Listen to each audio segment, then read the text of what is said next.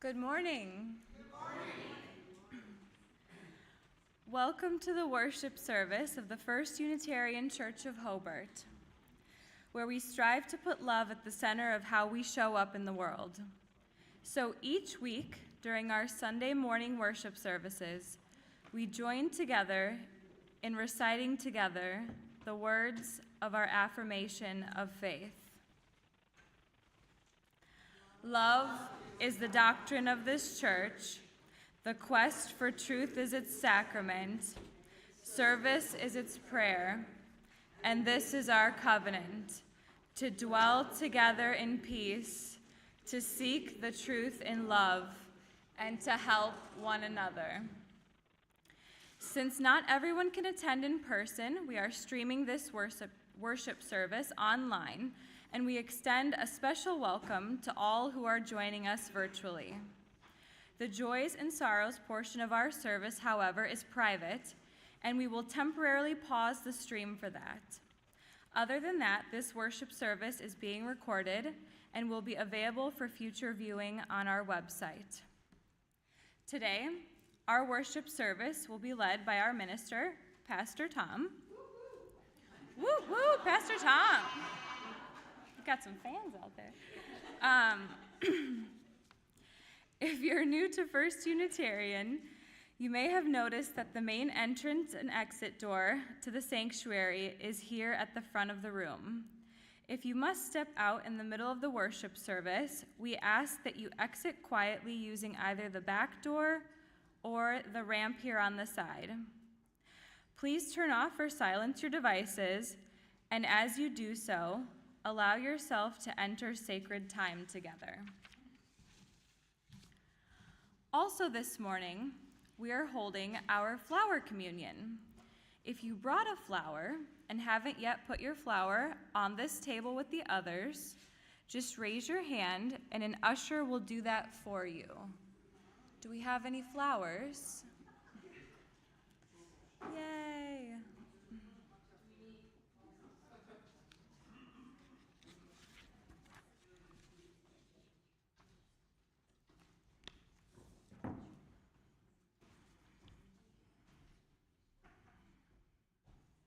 Thank you. Thank you. All right, and take a breath.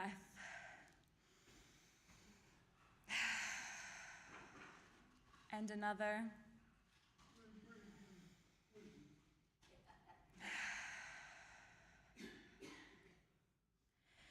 And join in the spirit of reverence. A Place of Belonging and Caring by Kimberly Ann Tomzak Carlson.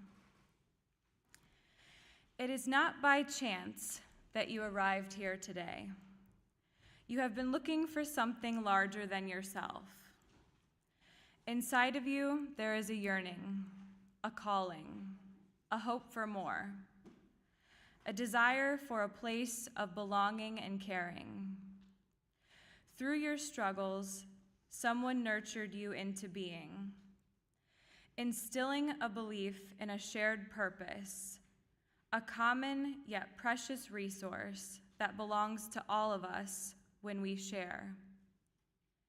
And so, you began seeking a beloved community,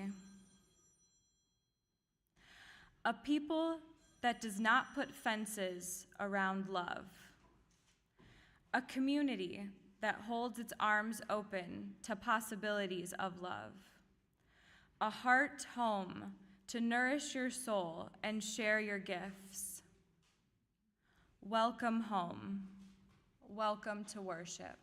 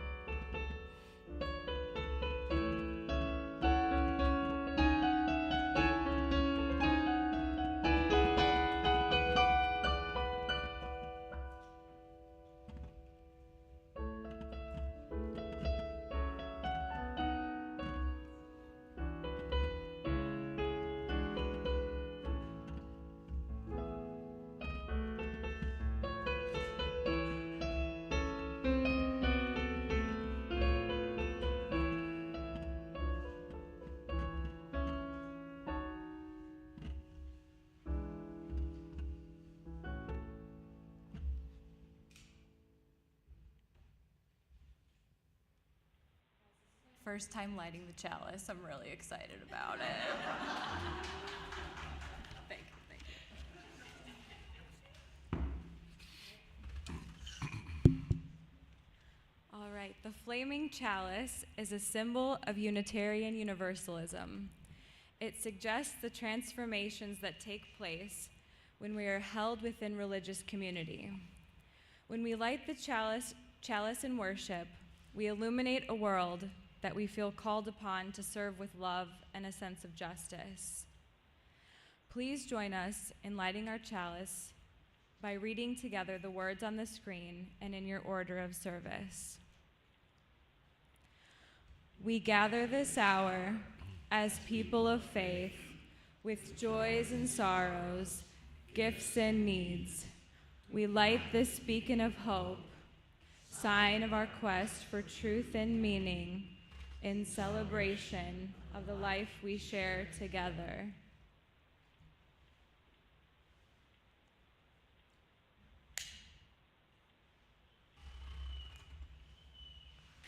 Yay!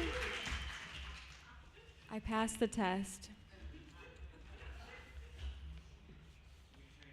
Universalism is a covenantal faith. We do not have a creed. Instead, we commit to walk together in the spirit of mutual love, abiding by the promises to which this congregation has democratically agreed by creating and revising our congregational covenant. So each week we affirm together a portion of that congregational covenant. And I see now that I have neglected to put that into my words for this morning. I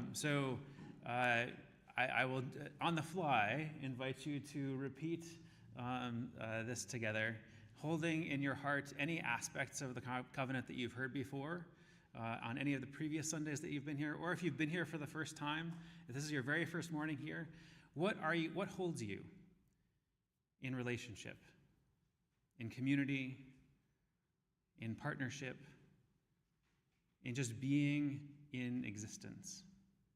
What holds you and give you a sense of knowing?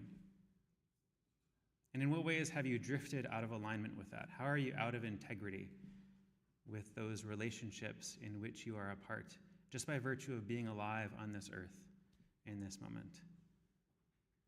And in any way that you have drifted, there might be some aspects of shame that you notice that I just invite you to let go of and see this as an opportunity to come back into integrity with those relationships of which you are a part. So repeat with me. May we forgive ourselves and each other and begin again in love. Beautiful. I invite you now to just look at these beautiful faces, these beautiful souls sharing the space with you. Maybe some of them you already know, maybe some of them are new to you. And just gather them together in your affection as we see the beauty in each other and see our own beauty reflected back from them. And I invite you now to rise in body or spirit and join in singing hymn 63, Spring Has Now Unwrapped the Flowers. Rise in body or spirit.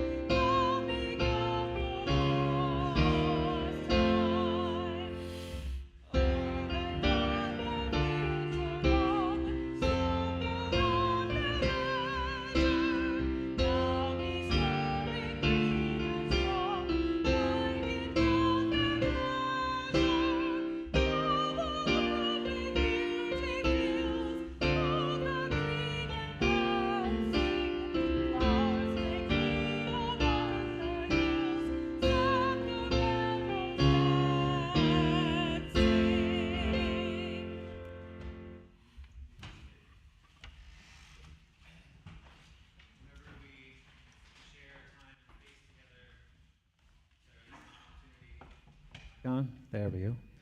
Whenever we share time and space together, there's an opportunity to share what is sitting in our hearts, what is lifting us up, what is weighing us down, so that we are all holding it together and either lifting each other up or sharing in our humanness together. So I'm going to come around the room in a moment with the microphone, and I would just ask if you have a joy or a sorrow to share, that you share your name with us so that we know who you are. Does anybody have a joy or a sorrow this morning?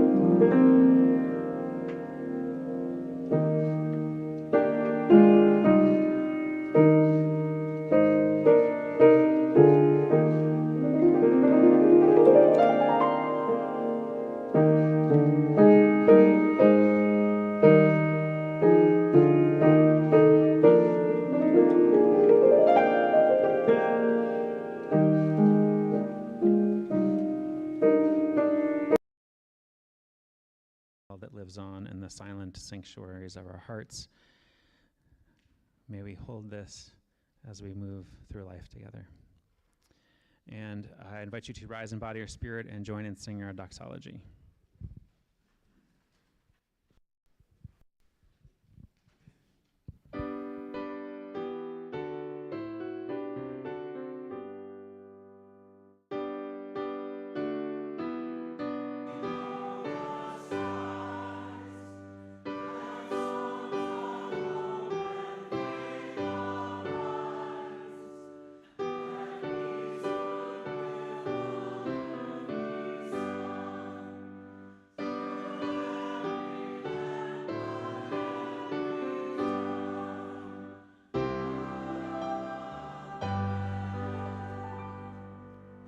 Please be seated.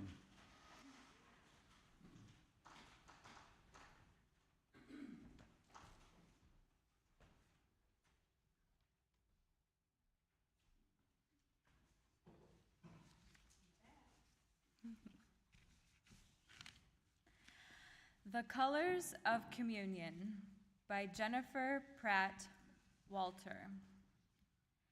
I invite you now to join me in reading aloud the responsive reading on the screen. I will read the regular text, and I invite you to join me in reading the blue text.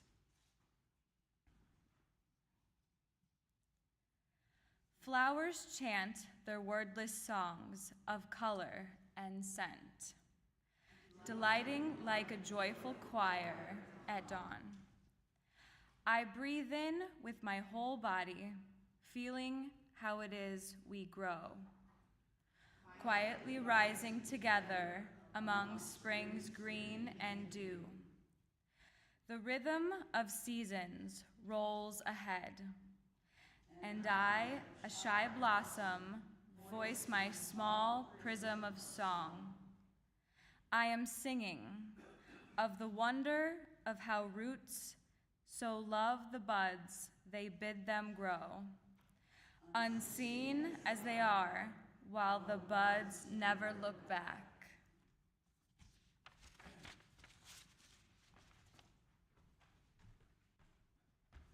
So this morning, we hold our flower communion, which was started by Unitarian minister Norbert Chopek over a century ago. And so this is a little brief recap of Norbert Chopek by Teresa Schwartz and David Schwartz. So his mother, Norbert Chopek's mother, was a devout Catholic, his father agnostic. He became an acolyte at age 10 in 1890 at St. Martin's Catholic Church. And in the years that followed, he became disillusioned. His priest was a cynic. At 18, apprenticed by his uncle, a successful tailor in Vienna, Norbert discovered the Baptists and became a minister. He founded almost a dozen churches from Ukraine to Budapest. And yet slowly, his faith became more and more liberal. He left Bohemia under government threat and accepted a call to service at a Baptist church in New York City, until one day in 1919. That day he wrote in his diary, "I cannot be a Baptist anymore, even in compromise. The fire of new desires, new worlds is burning inside me." So Norbert and his wife, Maya, joined a Unitarian church in New Jersey in 1921 for the same reason so many of you did. Their children liked the RE program. World War I ended. His home country now independent, he and his wife returned home to Czechoslovakia. His Unitarian church was the Prague Liberal Religious Fellowship. In just 20 years, his church had 3,200 members. The traditional Christian communion service of bread and wine wouldn't meet the needs of his congregation because his church, like ours, had people who believed different things. And Chopek turned to the beauty of the countryside, to the beauty of flowers, and in 1923, he developed the flower ceremony. He asked his congregants to bring a flower to church from their gardens, from their neighbors' gardens, the field, the roadside. He invited each person to place their flower in a vase. There was the church community, no less unique for being united. And following the service, each person could take a flower from the vase, a different one than they had brought. Chapek was a visionary minister with a church ahead of its time, a bold church, a church thinking beyond its doors, beyond what it thought was possible. It was a church that was willing to take risks, to make tough decisions, to bear disappointment, to build a new way. First, by building a church, and that church could build up the world. That is our church. That was Chapek's church. And for this, the Gestapo arrested him in 1942. The Nazis accused Chapek of listening to foreign broadcasts and sent him to the Dachau concentration camp. And even in starvation and torture, he held a flower ceremony with his fellow prisoners, finding whatever flowers they could among the weeds of the camp, and they testified to a beauty larger than themselves and a love that would outlive them. The Nazis killed Norbert Chapek, but his spirit, his courage, his commitment live on today. Those qualities have passed now to us to make them real. His wife brought the flower ceremony to the Unitarian Church in Cambridge, Massachusetts in 1940. And so what we're going to do in this service a little bit later on is not a historical reenactment of something that's over and done, but an affirmation of our continuity with the generations of struggle and ever-widening liberty. This flower ceremony, lovely though it isn't a diversion from ugly reality, but a gentle fierceness which proclaims that in the midst of sinister days, there is always the light of beauty. We are here not to recall something that happened, but to remember something that is happening, to remember, to put back together again. And in that remembering, may we put ourselves back together again, each as a part of the body of this community, out of many, one. Today we celebrate this ritual of solemnity and joy. As Chapek asked his people to bring a flower and celebrate beauty, so shall we. So in that spirit, I invite you to rise in body or spirit and join in singing hymn 196, Singer of Life. Rise in body or spirit.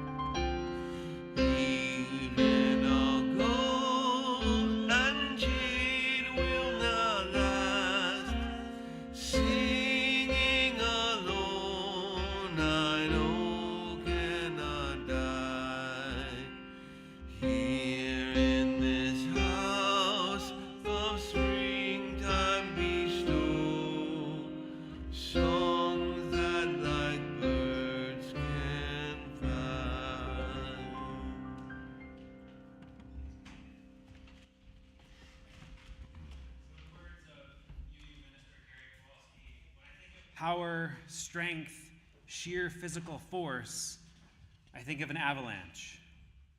Tons of thundering snow come falling down the side of a steep mountain with the speed and irresistible force of a locomotive or a freight train.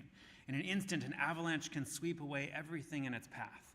But there's something even more powerful than an avalanche, and that's a glacier. A glacier doesn't move as fast as an avalanche. It can be slow. inching forward a few yards in the course of an entire year.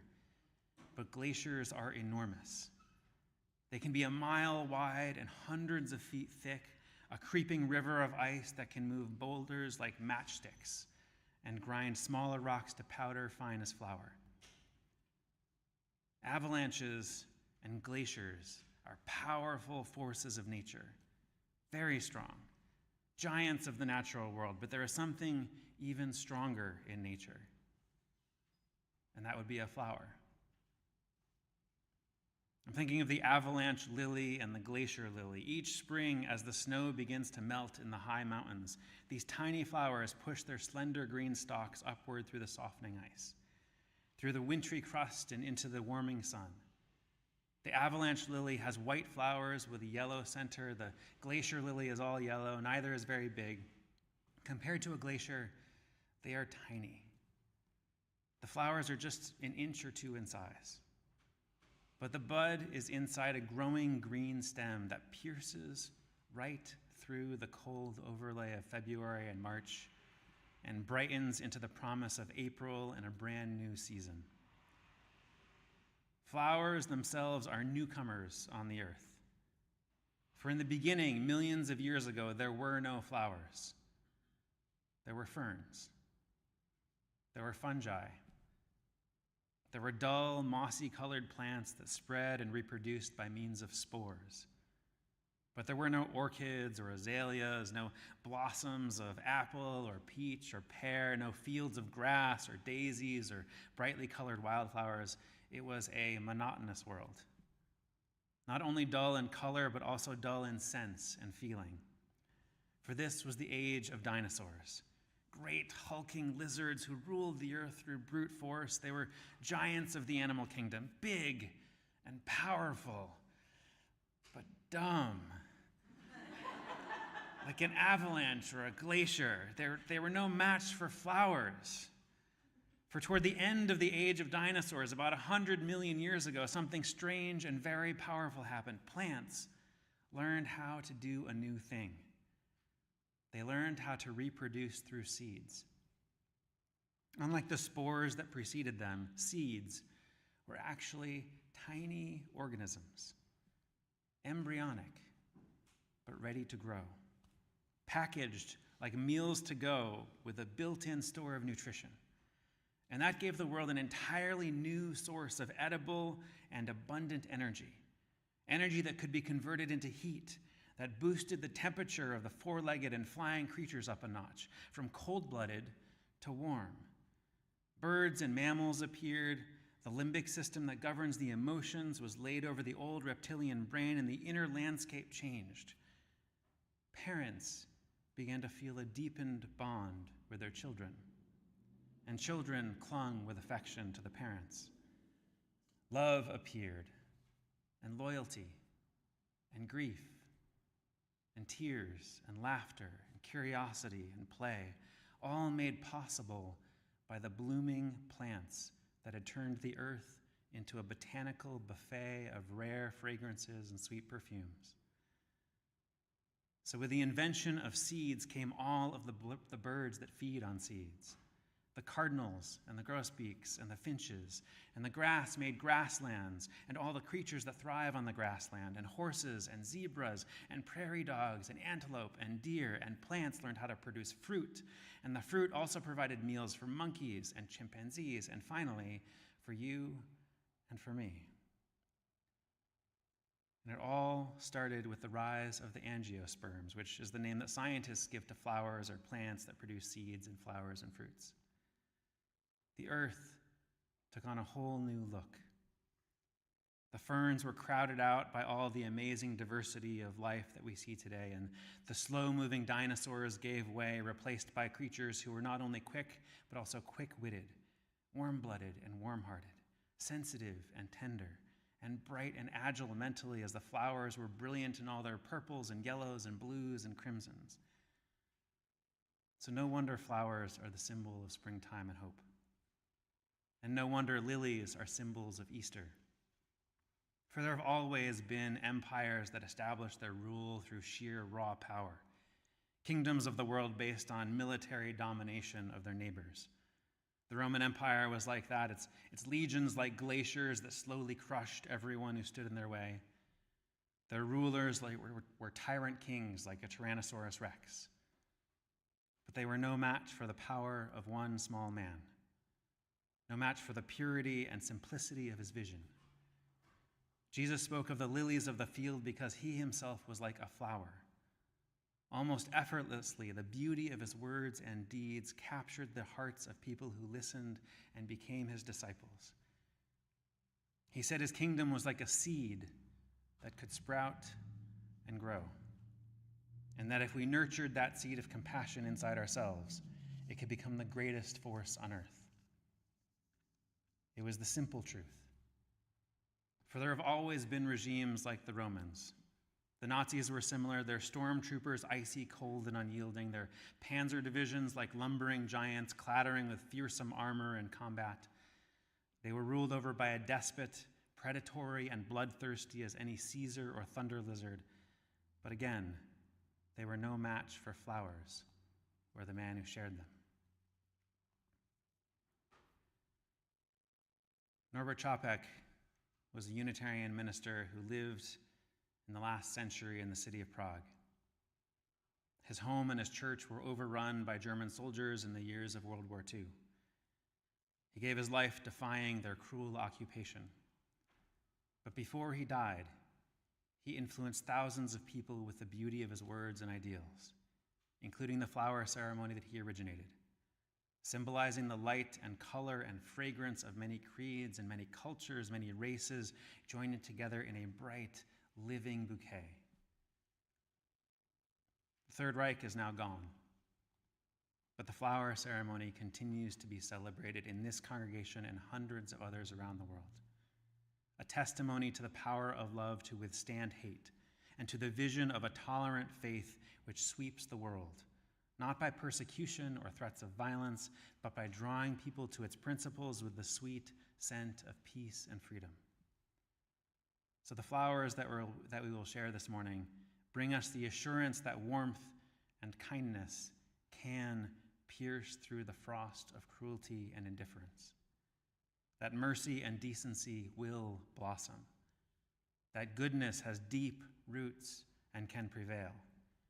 What seems most fragile, most perishable, is in fact the most persistent and the most enduring. So I'm going to invite our ushers to take our flowers from the table on which they were deposited and bring them over to this table from which they will be withdrawn in just a moment. And we're going to read together aloud a revised version of the prayer that Reverend Chopek shared at the very first flower communion. And the words are in your order of service and also will be on the screen up here. So feel free to stay seated as we recite these words together.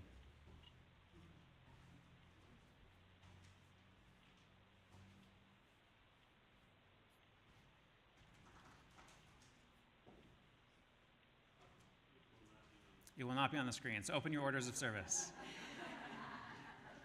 And you'll see it in there. It's the communion prayer reading by Norbert Chopek. It's on the insert, I believe.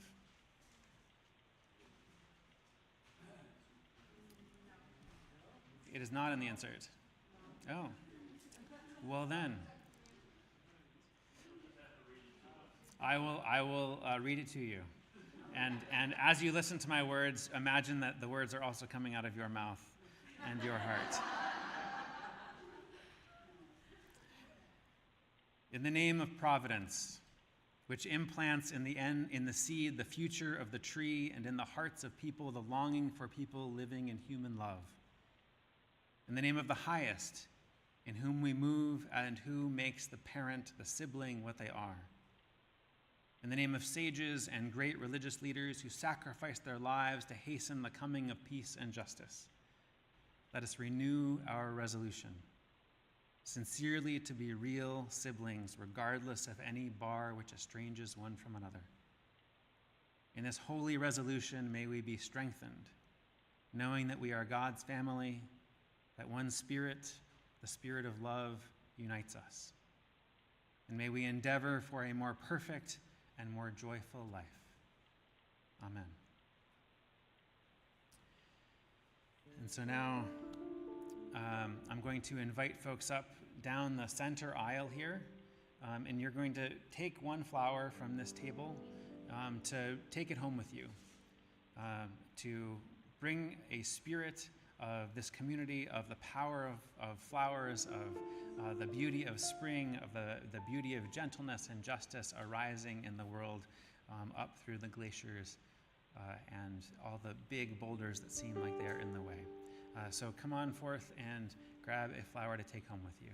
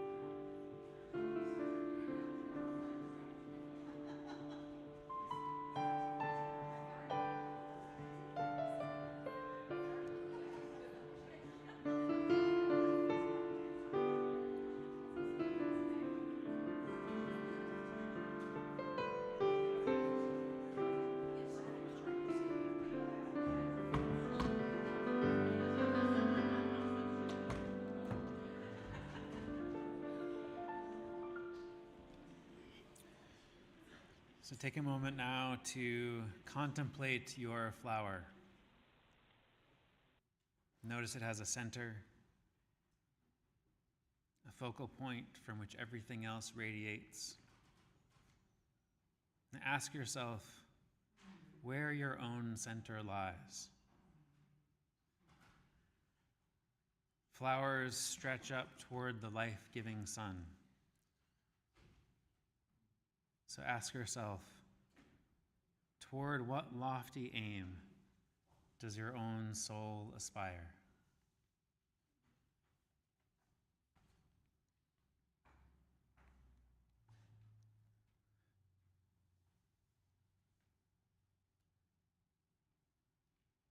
Flowers have roots hugging the earth.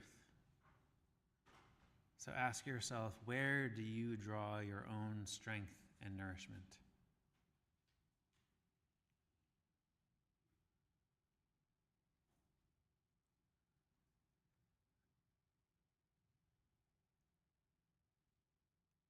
As we go forth from the worship service this day, may we grow in beauty, in light, in cheer and joy, and share our gifts as freely as these pleasant flowers bloom.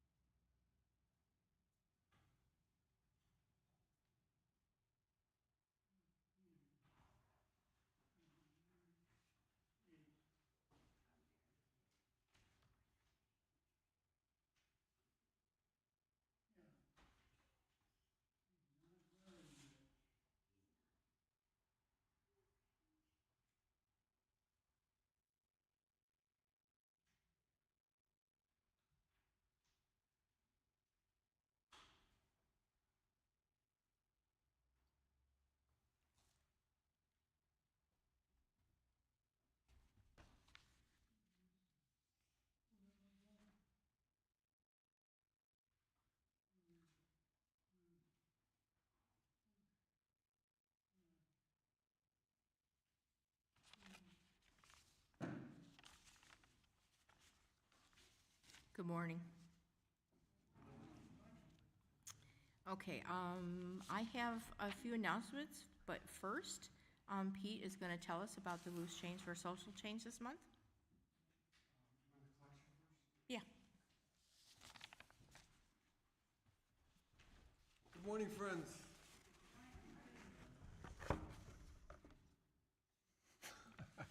I'm back here.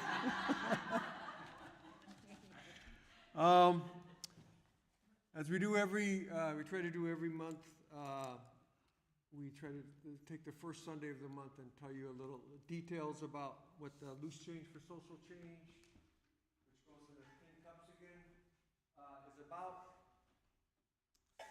This month, for the month of May, Michelle Farrell, and I think Cindy was involved too, found this group. It's really good, and it's also associated loosely with Mother's Day. So our loose change for social change for May 2025 is the Farm Her to Mama program, which is part of the Northwest Indiana Food Council. Northwest Indiana Food Council is a 501c3 nonprofit that does a whole lot of great work in Northwest Indiana here. All funds raised go towards programming and outreach for building our local food system, capacity building for small farms and local food businesses, nutrition, education, economic development support, the long-range planning for Northwest Indiana's local food system. And I will say also the Northwest Indiana Food Council was involved in the local community gardens that we've supported in the past too. Farm Her to Mama is a growing community of female farmers, nurses, nutritionists, and first-time new mamas fighting for food security together. Together they work to nourish women in body and soul for generations to come. A beautiful, diverse group of female growers and producers have come together to plant, preserve, and share the bounty of their hearts and harvests with first-time new mothers living at or below 2.5 times the federal poverty level. Farm Hers are growing fruits, vegetables, meats, eggs, flowers, and more to create thoughtful, seasonably curated food totes for first-time new moms. Food grown by Farm Hers to Mamas is distributed to the new mamas through Nurse Family Partnership. Moms and nurses form a lasting bond over years of support, education, and advice. Nurses deliver local food totes once a month to mothers in their care. They currently provide 126 totes monthly across Northwest Indiana. The goal of this program is to provide a beautiful experience for first-time new mothers and empower women to build networks that support their food security and well-being. I'll do the offering. Did you Oh, want to do okay, the good, offering? great. I can do it. Are we done with your sign? All right. I'm a little shorter, sorry. Okay, we choose to welcome the spirit of life, join in our aliveness, and share our resources. This month, like Pete said, we are sharing our Loose Change for Social Change with Farm Her. The money in the baskets goes to sustaining the mission of our congregation, and the money in the tin cups goes for this month for Farm Her. For those not with us in person today, there is an online link for both one-time giving and regular donations. And I need one more volunteer.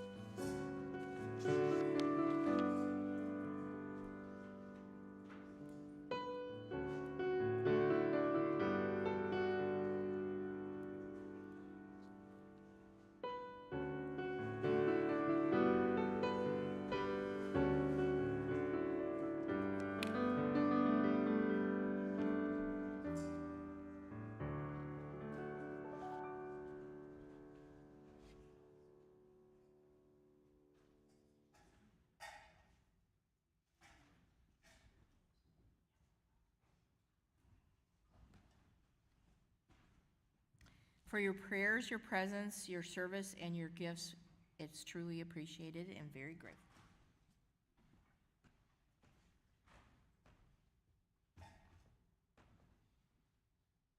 Okay, now the announcements. Okay, I just want you to briefly check the schedule in your order of service, the insert. We have some spiritual exploration schedules here, and May 4th, May 11th will be upstairs, and the rest of them will be downstairs in the basement. Okay. We want to remind everyone of the upcoming Interfaith event on May 22nd, which will be focused on the theme of social justice within our traditions. The vision for this gathering is to continue the momentum of building bridges by our communities coming together to share insights, foster understanding, and strengthen our shared commitment to justice and compassion. In addition to discussions and brief presentations from each faith perspective, there will be a potluck dinner to encourage the spirit of hospitality and community. Please, no pork products. The event will be at the Northwest Indiana Islamic Center at 9803 Colorado Street in Crown Point on Thursday, May 22nd at 5:30. Please see Pete or Michelle for more information. Thank you, Pete. This year's annual congregation meeting has been rescheduled for June 1st, following the service. So it is not June 8th, it's June 1st. And don't forget the special congregation meeting on May 18th coming up, 2 weeks. Your presence at both is significant to the operations of the church. And then June 8th, the service will not be here. The service will not be here in the church. It will be held at the Northwest Indiana Pride Fest in Lake Station at the Riverview Park. If you have any questions, just ask one of us. I think that's it. I think that's all the announcements. Okay, that was enough. Okay, let's see. Okay, now we have the hymn. Now please rise by your spirit for our closing hymn, With Joy We Claim the Growing Light, number 345.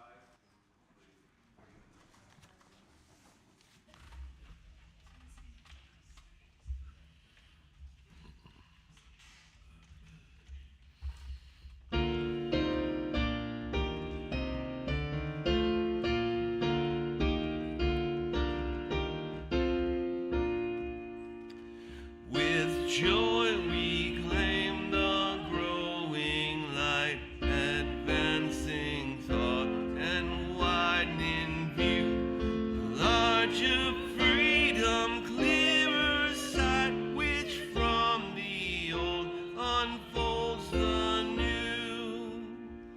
With wider view come loftier goals, with fuller light, more good to see. With freedom, truer self-control, knowledge deeper, reverence speed.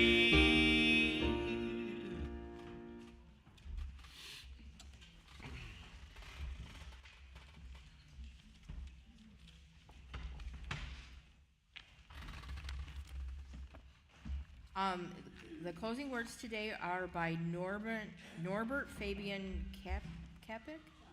Okay, sorry. Infinite Spirit of life, we ask thy blessing on these thy messengers of fellowship and love.